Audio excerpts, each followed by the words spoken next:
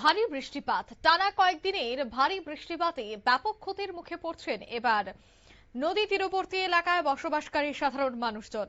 ঠিক তেমনি করবুক মহকুমা উত্তর একছড়ি ভিলেজের নীলধন পাড়াতেও দেখা গেছে ভারী বৃষ্টিপাতে ব্যাপক ক্ষতির মুখে বসতঘর। প্রশাসনের হস্তক্ষেপের আবেদন অসহায় মহিলাদের। জানা গেছে যে গোমতী জেলার করবুক মহকুমা করবুক ব্লকের অন্তর্গত উত্তর একছড়ি এডিসি ভিলেজের নীলধন পাড়ার বাসিন্দা সত্যমালা চাকমা বর্তমানে চরম দুর্দশার মধ্যে দিন কাটাচ্ছেন। প্রায় 7 থেকে 8 বছর আগে তার স্বামী লক্ষ্মীধন চাকমার মৃত্যু হয়। এরপর থেকে তিনি দিনমজুরির কাজ করে নিজের এবং ছেলের সংসার চালিয়ে যাচ্ছেন। অতি কষ্টে দুই বেলায় খাবার জোগাড় করলেও বর্তমানে মাথা গোঁজার একমাত্র আশ্রয়টিও ভেঙে পড়ার উপক্রম। জানা গেছে টানা কয়েকদিনের ভারী বৃষ্টিতেই সত্যমালা চাকমার কাঁচা বসত ঘরে বড় বড় ফাটল দেখা দিয়েছে এবং ঘরটি ধীরে ধীরে হেলে পড়েছে। তার বাড়িটি গোমতী নদী থেকে প্রায় 40 মিটার দূরে অবস্থিত। নদীর ভাঙন এবং অতিবৃষ্টির কারণে যে কোনো সময় বড় ধরনের দুর্ঘটনা ঘটে যেতে পারে বলে আশঙ্কা প্রকাশ করছেন এলাকাবাসীরা।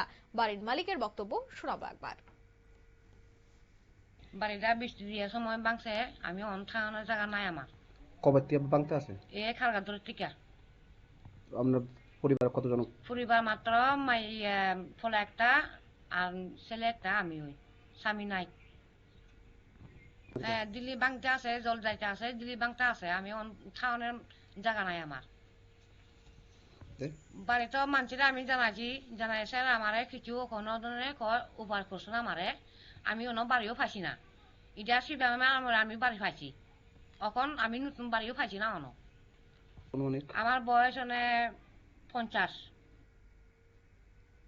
আপনারা শুনলেন বাড়ির মালিকের বক্তব্য। তিনি কিন্তু ঘর পাচ্ছেন না।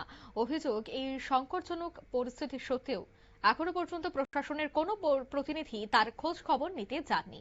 এলাকাবাসীদের দাবি যে অবিলম্বে প্রশাসনের পক্ষ থেকে যেন ঘটনাস্থল পরিদর্শন করে নিরাপদ স্থানে আশ্রয়ের ব্যবস্থা, জরুরি ত্রাণ সহায়তা এবং স্থায়ী পুনর্বাসনের উদ্যোগ নেওয়া হোক। এখন দেখার বিষয় এই অসহায় মহিলার পাশে দাঁড়াতে প্রশাসন কি ধরনের কার্যকর পদক্ষেপ গ্রহণ করে। এই মুহূর্তের সংবাদ এ পর্যন্তই। আমাদের পরবর্তী নিউজ এবং আপডেট দেখার জন্য অবশ্যই চোখ রাখবেন শুধুমাত্র নিউজ ভ্যানগার্ডের পর্দায়। ধন্যবাদ।